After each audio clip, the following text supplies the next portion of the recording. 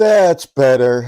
Um, this is just a basic Q&A um, session about Linux. I'm here to help if I can. There we go. I have the chat open for anyone who happens to have questions. This is basically a easygoing Q&A, very beginner edition of Linux. Um, Basically, it's more or less, are you thinking about coming over to Linux? Or have you installed Linux recently and are utterly and totally confused? I'll be honest, I was at that point one time. I'm not perfect. I am not a Linux enthusiast, so to speak. I'm learning along with everyone else. It has been an interesting road. I tried several different distros or versions of Linux, and I have settled on to Linux Mint Cinnamon Edition. That seems to be one of the easier ones to operate. It's great for any kind of business work, personal computing, stuff like that. I find that Thunderbird email, which is the email client for Linux, works fantastic. In fact, I'm shooting this very video on a Linux computer. I am currently using OBS. And so I encourage people to join the chat, ask questions, whatever the case may be. And I will do my best to answer them. Again, I'm not an expert. So if I don't know an answer, I'm going to tell you. This has it's been an interesting experience for me. I'm a old school Windows user all the way back to the 3.1 days. And even prior to that, I had my Commodore 64 with a tape drive, if that tells you how long ago I was beginning with computers. It's been an interesting road. Windows throughout the years has changed. It used to be a operating system that was meant to help people. They're the ones that kind of made the GUI or graphic user interface, i.e., all the icons, um, usable and popular. Where Linux has been kind of downgraded, people think it's for programmers or IT and stuff like that. No, it's actually very usable today. Once you get it set up, which is not hard at all, um, it's all point and click. So as um, as it goes along, I'm learning. And like I said, my distro is Linux Mint Cinnamon Edition, which for most people, that's what I would recommend, unless you're like a gamer or something like that. And then you have something like Fedora or Arch. Them are meant for more advanced users. And, it's just kind of a little bit more advanced. You need for gaming, a little bit more control over what goes where. But for general purposes, if you're using Windows 10 or Windows 11, or heck, all the way back to Windows XP, I've still got a computer that runs that once in a blue moon. You will find a Linux Mint Cinnamon very, very recognizable.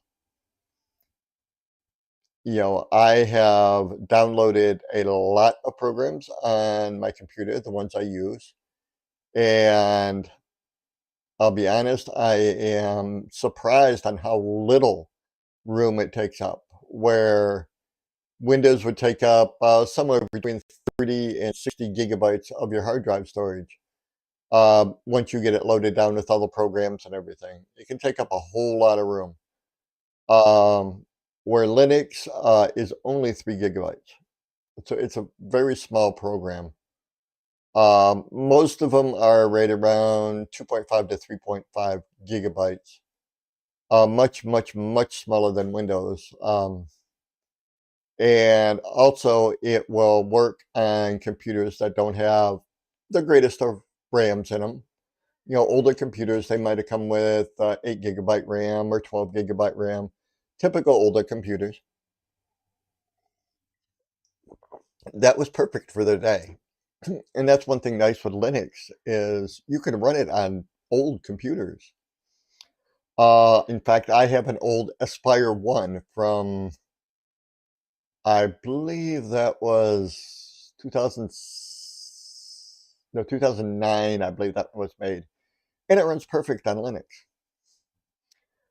It's got its bumps, its scratches, and a few cracks that it's earned throughout its lifetime, but overall, it runs just fine. This computer I'm doing this on is a 2016 computer. It's 10 years old, and it's running fine on Linux, where Windows would say, "Nope, can't run it."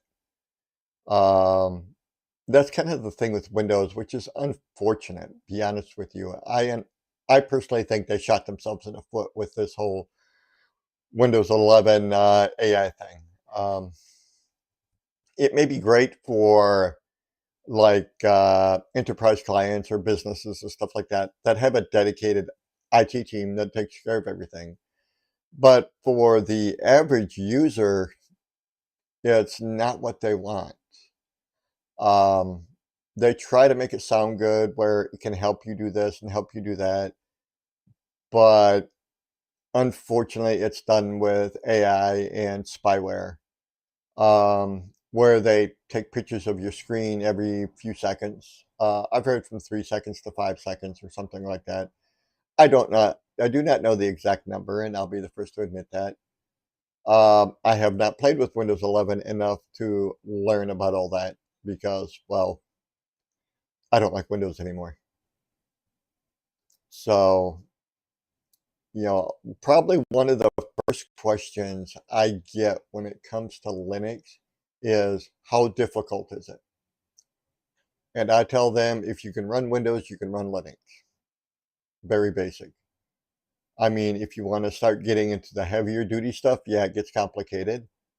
But I'll be honest, majority of the people are never going to need to get into that stuff. Um, and another thing that's a huge advantage from Linux is it's absolutely free. Most people don't believe that, but it's true. Linux is absolutely free operating system. Um, and most of the programs that you would need, as a standard user, I mean, like I said, if you're a heavy duty user and you want specific programs and the advanced versions of them, yeah, them could cost money. But the majority of the programs that I use, in fact, all of the programs that I use, now that I think about it, are free on Linux. Um, so, hey, um, might as well, save yourself some money because maybe your computer you bought 3 or 4 years ago it doesn't have a TPM chip in it, and without that chip, you can't upgrade to Windows 11. They're trying to make people buy new hardware, buy new computers, and I'm willing to bet they got their fingers into that part of the market too. I can't guarantee it, but that's just my opinion. That them forcing you to buy new computers, they're making some money off of it some way, somehow. We all know how corporations work, but people have these computers, some as little as a year old. The the $3,000 computer you bought a year ago, Windows is telling you can't use it anymore. Is that right? You just spent $3,000 and a year later you got to replace it. To run Windows, yes, you do. To run Linux, no, you don't. That computer will run absolutely fine on Linux. It will do everything you need it to do on Linux. It's you'll notice also the speed at which your computer runs. I've noticed on a lot of Windows computers they're sluggish, slow to react, and just kind of take their time doing everything. And with Linux, you'll notice they're much faster, much snappier, um, and much better, in my opinion. You don't get any of the bloatware that you get with Windows, all those strange programs and games and who knows what that they put on there that you'll never use. Then you have to go through and try to find them and delete them, and it's just a pain in the butt.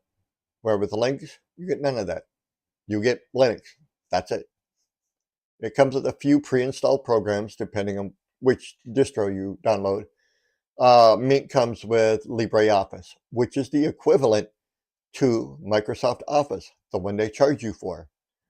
It will do everything Microsoft Office will do, at least that I've found so far. It will, you know, also integrate with Microsoft Office. Say you type a document up in LibreOffice, which is a free program. You can send it to someone who has Windows Office. They would be able to open it without an issue, and vice versa. Um, that's another huge plus. LibreOffice is compatible with Windows, so you could actually download it onto your Windows machine and use that instead of paying for a Microsoft Office subscription. And I'm not even sure how expensive those are anymore, but I'm assuming they're not cheap. I'm looking at those people, I'm kind of working with the people that, oh, pardon me, you may have purchased a computer a year ago, 2 years ago, 3 years ago, and it seems to work fine with Windows 10. But all of a sudden, Microsoft cut off support for Windows 10, so there could be security issues with it. And it's working fine. Um, but without the security updates, yes, there's chances of malware, spyware, etc., getting into your system. Where Linux, it doesn't have none of the bloatware. It has a few programs that come standard, but they're all small and they're free forever. Um, as far as updates, they're free. And another plus with the updates, you decide when they're going to install or if they're going to install. You don't have to put them on there. Windows says, well, I'm installing now, whether you like it or not. And they drop whatever you're doing and start installing updates. I know a lot of people get frustrated with that, the forced updates. And I'll be honest, I can't blame them. Where I have my computer set up, my personal computer set up as when it boots up, it automatically checks for updates. So basically, once you turn your computer on, go grab your coffee or get ready to work and sit down, your computer is already fully updated. You wouldn't even know it. Um, so that's kind of interesting. And so, I mean, that's just another plus with Linux. You decide if, when, and where, or if at any time you want to put the updates on. I have found that some of the updates, you know, are very handy. They're safety updates or what they call kernel updates. And they're there to protect you from malware and spyware, even though very little actually exists on Linux. Linux is also much more secure. You don't have all these stray programs uh, running in the background. Where if you actually open Task Manager on Windows, if they let you anymore, you might see 30 or 40, maybe even 50 different programs running that you had no idea were running. Where on Linux, you can pull up the equivalent to a Task Manager and look at it. You may have 5 or 6. And that they are all taking up space on your network, sending and receiving information. That slows your network down. Um, I have found that with Linux, everything is like boom, it's there. Downloads are fairly quick. Um, I've actually seen people running, oh, got a bug. Um, Seen people running their computers off a 100 megabyte internet service, and they run fine. Your uploads or downloads may take a little longer because of lack of speed, but guess what? They're still going to get there. Um, and it all depends on what the base computer is you're working with. You have to remember, Linux is not a computer. It is just a simple operating system. So if you have a fast computer with Windows, you're going to have a very, very fast computer with Linux. Even slower computers, I think my Aspire one has, let me think here. Yeah, I know it's only, I think it's a dual core, and I've got like 300 gigs of storage or something on it. It isn't much, I mean, in storage-wise today. And it runs fine. It's not lightning fast by any means, but that computer never was. Um, but this computer I'm working on, it's what is this? It's a Lenovo something or another. Lenovo IdeaPad 310. That's the computer I'm working on right now. It's an older computer, but guess what? It's working just fine. So I just wanted to put this video out there. People ask me, is it hard? No. Is it expensive? No, it's free. How much are the programs? Free. You know, does it stay up to date? Yes, it's free. You know, and I guess that's the big thing is I want to work with those that are working with limited funds and can't afford to go out there and spend $2, $3, $4,000 for a new computer just because it has a little TPM chip in it to run Windows spyware. Um, and honestly, my opinion of Windows is, well, I'll just won't put it on here for right now because YouTube might censor it, but you kind of get the idea. Um, so I have seen people much, much happier um, with their Linux computers and converting them over.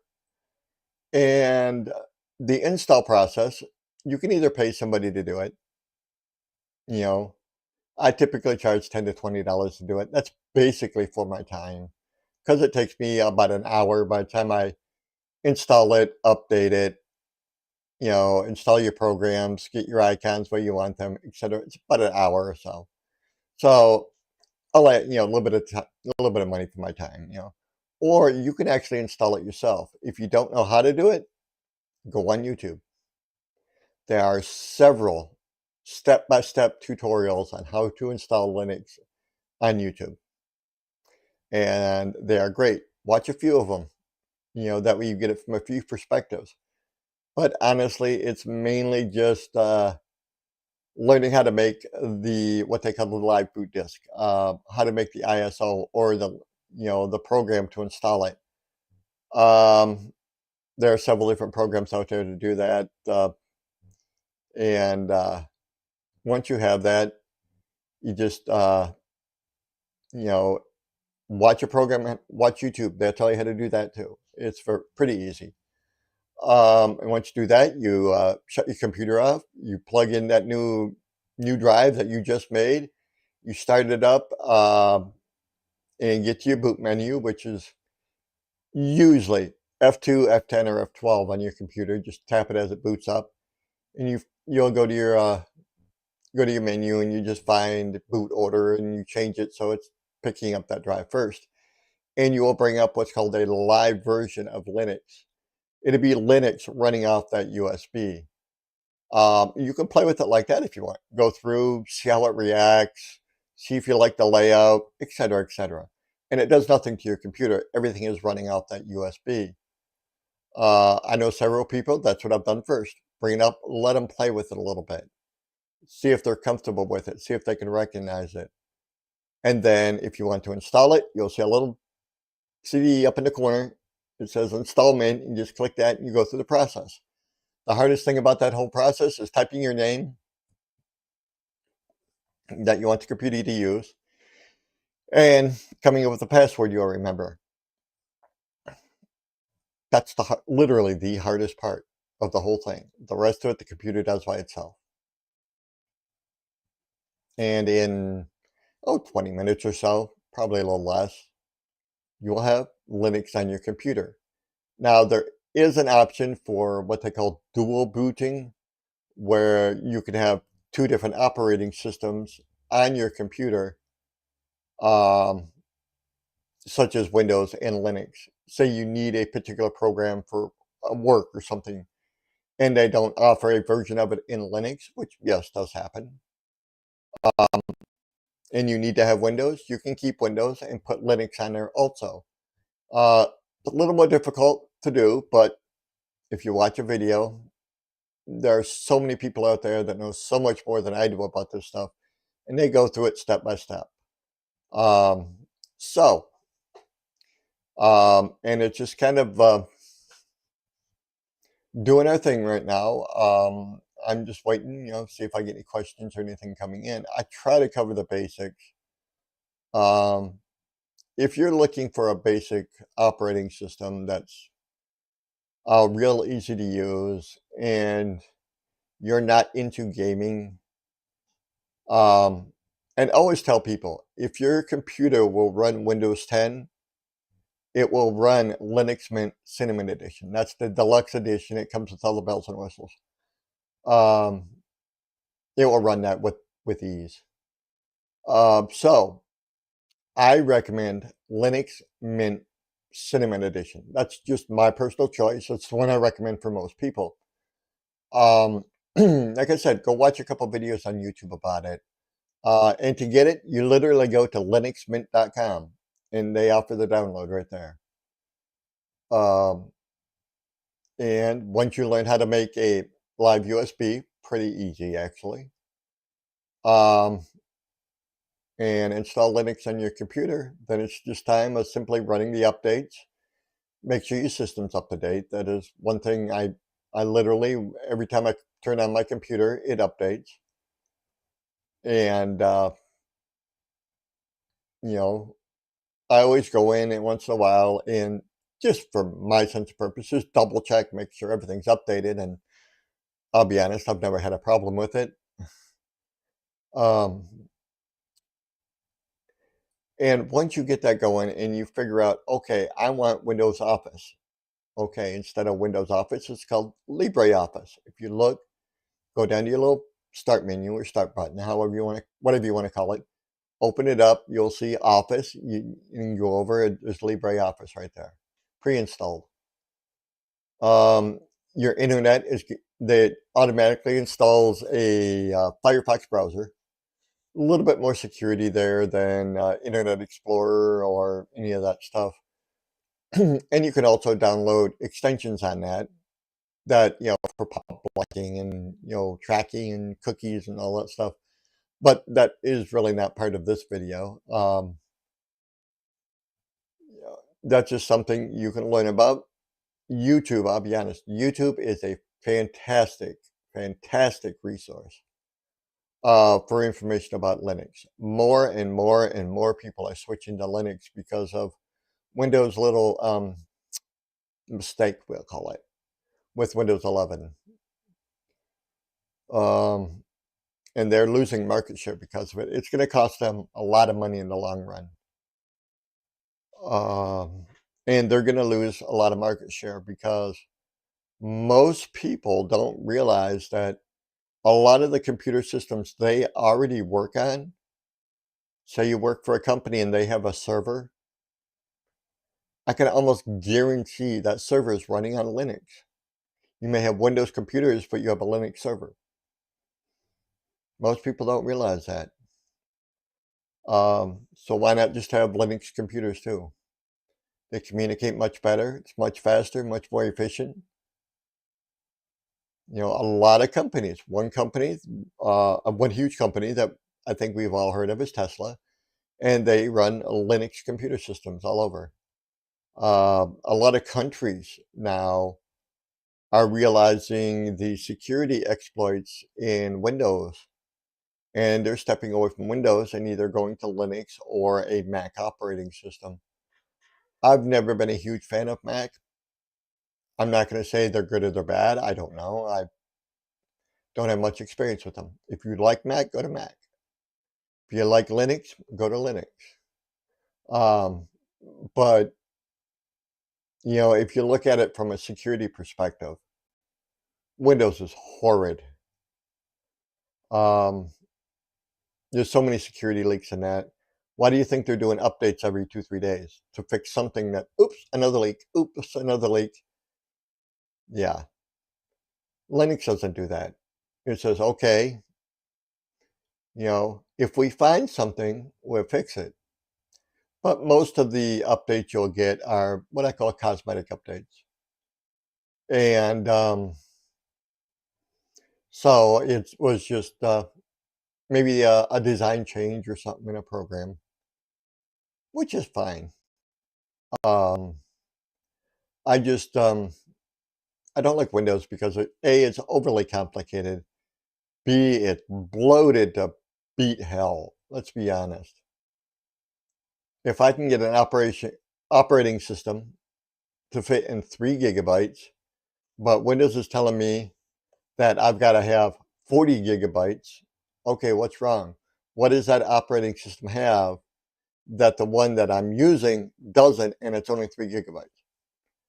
And the answer is going to be a lot of bloatware. Windows comes with a boatload of programs you don't want, don't need, don't care about.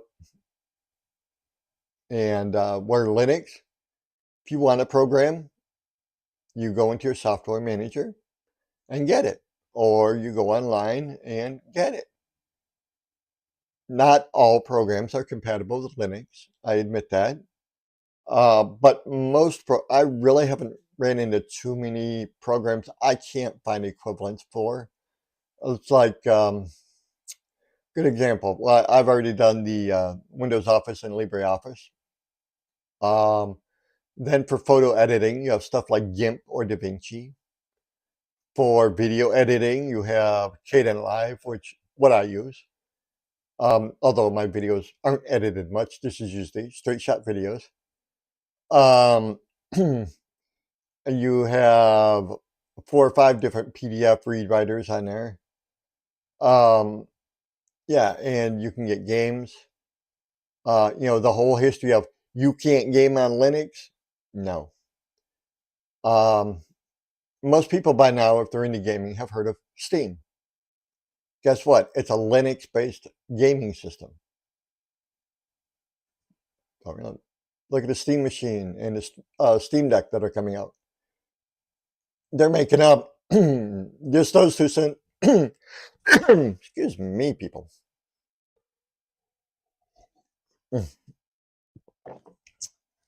Those two platform there, just the Steam Deck and the Steam Machine, are making up over 50% of the gaming market, new gaming market. Think about it. How many different games are out there, and over half of it is a Steam Deck? I personally don't have one yet. I may invest in one eventually. I'm not a huge gamer either. I'm happy if I can play Pac-Man. Um, but as far as ease of use, you can download Steam. Then there's a program called Proton, which will allow you to run a lot of Windows programs on Linux. And there's also Wine, which is kind of a stabilization program for all that. And we just we're just using it like it's supposed to be used. Do you really need a video editor if you're not editing videos? No, but Windows comes with one, taking up space on your hard drive. Do you need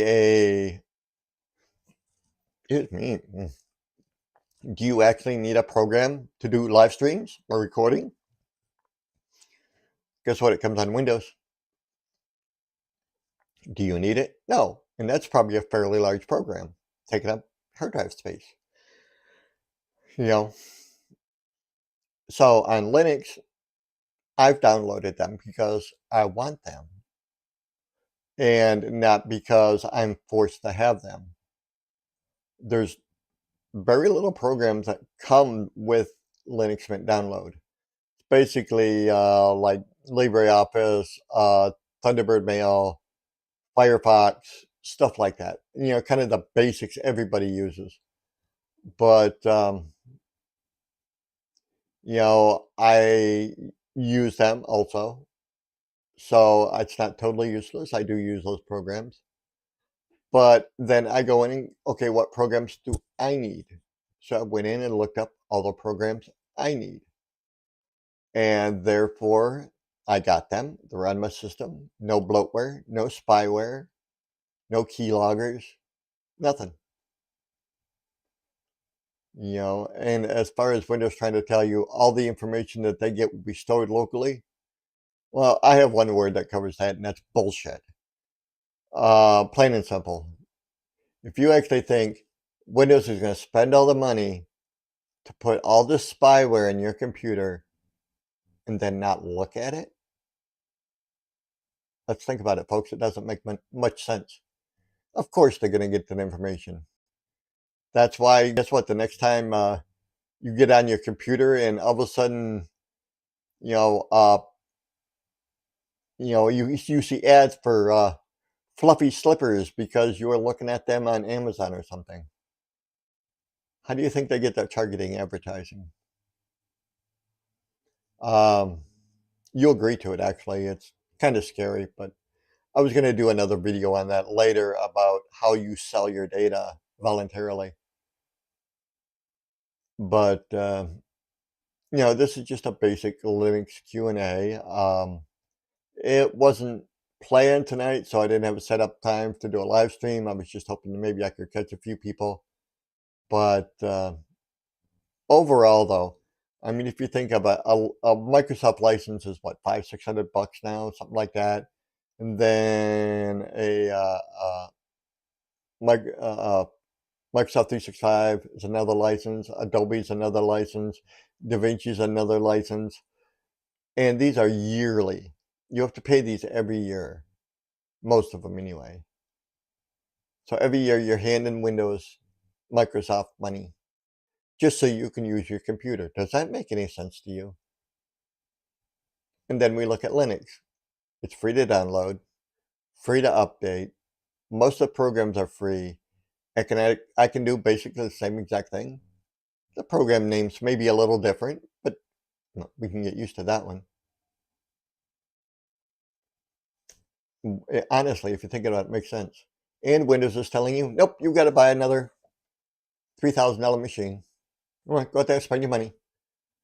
I'll be honest, I don't know many people that just carry around, $3-4 grand in their pocket they can just drop on a computer whenever they want. I certainly am not one of them. Where honestly, I've got a computer that's pushing 20 years old and is working just fine. This one's 10 years old, working good enough for me to do live streams. And that's a stress for a computer. So think about it, folks. I mean, I'm happy to answer questions that I can answer. And I always invite those that know more than me to please put some material in. I ask you to. If you know more than I do, put down some information. So guess what? I want to learn too. Uh,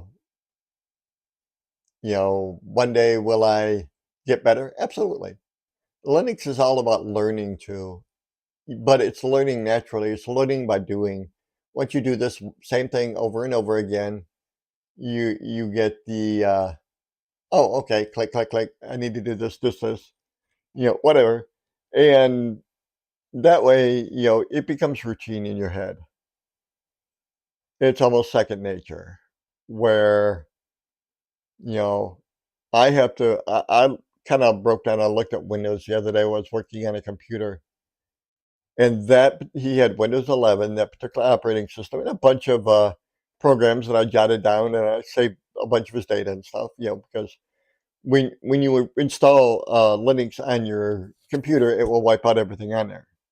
That's a fair warning. So if you do decide to use this, back up your data. And again, back up your data. And for those in the back up your data. That is probably the number one thing, because your data is gone once you install Linux. You're starting fresh with a clean hard drive. Um, so again, back up your data, folks. It may sound crazy, like I'm preaching it, but I'm preaching it.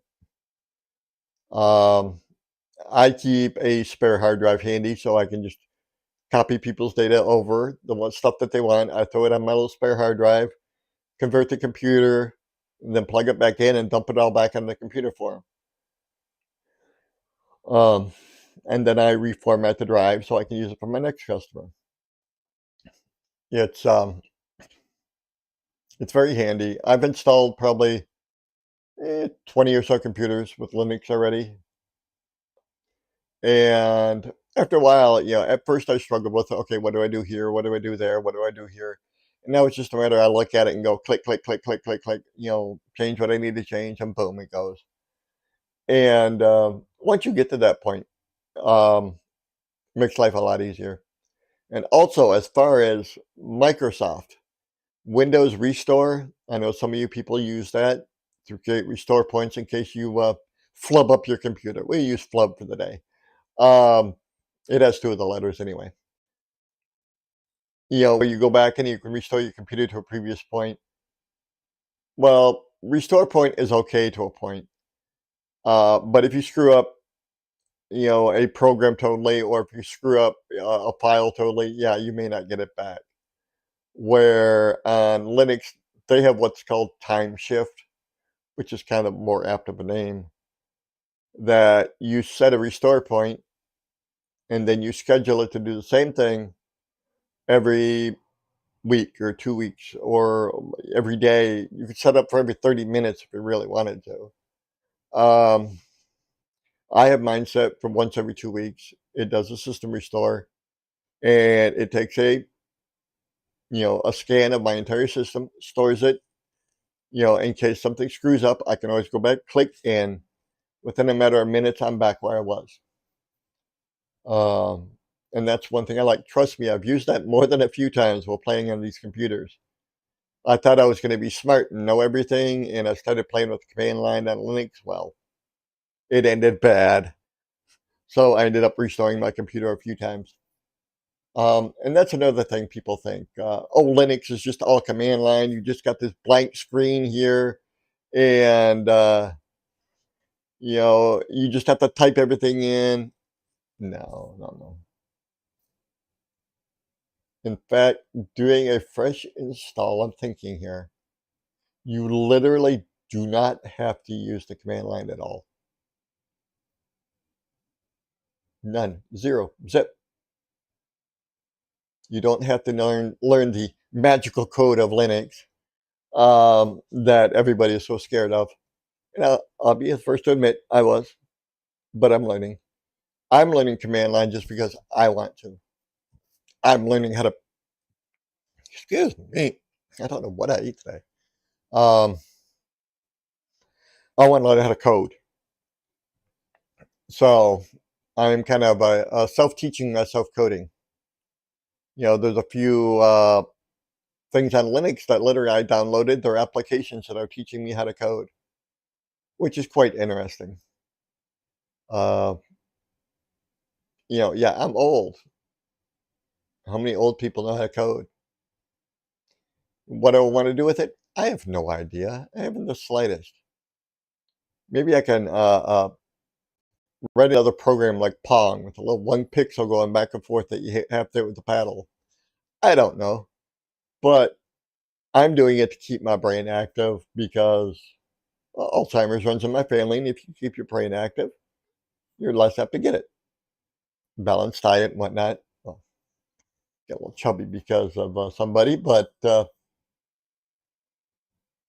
it's it's just something that I want to do.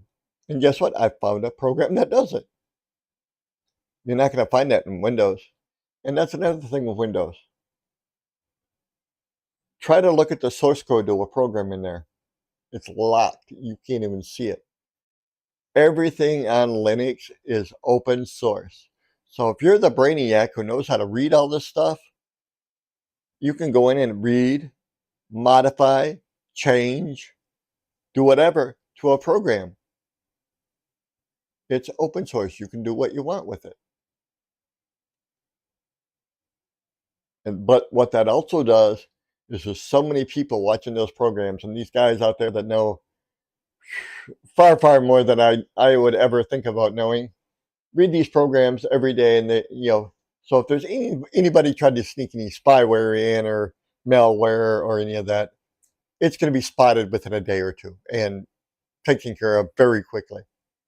Um, you can't really hide anything in an open source program. And that is a huge plus because there's not just, 5 people at a corporate board saying, okay, this is okay, this is okay, this is okay. You have thousands and thousands, in fact, probably millions by now, of users around the world that are looking at these programs. So if somebody spots something a little hinky, they're going to check it out. Where open source is friendly, it's free, and it's easy to use. So, I mean, other than that, I have no specific questions at this time. But if you do have any questions, please feel free to put them in the comments. I'll be more than happy to answer them if I can. If I don't know something, I'm gonna tell you, I don't know, check out YouTube. I'll be honest, that's how I've learned 90% of what I have about Linux is on YouTube. I don't just watch one channel. I think I've got like 15 different channels I watch, so I get multiple perspectives. But if you remember, Linux is privacy based. Your privacy comes first before convenience. Um, they have a fantastic firewall, which makes getting into a computer a whole lot more difficult. Um, I'm just trying to think here. Um, they have multiple different programs for video players. There's probably 20 or more different programs for that. PDF readers, voice to text, stuff like that. I may eventually experiment with voice to text. I don't know. It kind of whatever suits my fancy. But of course, we all have lives outside of computers. So anyway, feel free to put your questions in the comments. I'll do my best to answer them. I can give you my experience as using it if I've used that particular program or that particular distro. My specialty is kind of Linux Mint. That's kind of where I know most of my knowledge. So if you start getting out into Arch or Fedora or I don't know how many different names are out there now, I'm probably not the person to ask about those because I don't know much about them. I know they exist, I know they work, but beyond that, I'm not going to say I am anywhere knowledgeable of them. There's almost guaranteed there's someone on YouTube that would be able to walk you through how it works. I'm just one of many channels out there, and this really isn't even supposed to be a Linux channel, but this is just a Wandering Minds channel. But I'm trying to help people. My whole goal, that's what it is. And overall, as far as the channel, I welcome subjects. If you're thinking about a subject you want a bunch of people to talk about, I don't care if it's dinosaurs, dominoes, or diamonds. Throw it in there. You know, I've already done one video to kind of show that, we don't judge anything. I did a video on aliens, my opinions of them. I have a few video ideas that I'm planning. One of them is how you're selling your data or selling yourself without your own knowledge. And please stay tuned for that one. That one's going to be interesting because it's very, very sneaky, is how most people do it. Most people don't realize how much data is out there about them, but we will touch on that in the other video. So please keep an eye out for that one. It probably come in the next few days. And as far as anything else, please put it in the chat, or put it in the comments. I'm getting ready to close out here shortly. So, I don't care what it is. Government conspiracy, fine. Aliens, okay. Mythology, all right, we'll try it. Why not? I don't care. As long as it's not illegal or violent. I draw my line at those. We will not discuss anything illegal or violent on this channel. And that's pretty much it. That were the only rules. And be polite, of course. No use of foul language. No, just arguing for argument's sake. If you have a point to make, state your point. Let the other people see it. That's fine. I will rarely delete comments. And like I said, if they promote violence or promote something illegal or are harassing in some way, yeah, I will delete them. But other than that, even if you 100% disagree with me and you say you are absolutely wrong, everything you say is wrong, and I don't care what you say, you're wrong, that comment's going to stay. Why? Freedom. I want to give people freedom in what they can do and what they can say. We will touch on something, who knows? Although I'm not a huge fan of it, we may even touch on politics at one point or another, but that's one for another day. So anyway, feel free to put your comments in there. I welcome them. They actually help me.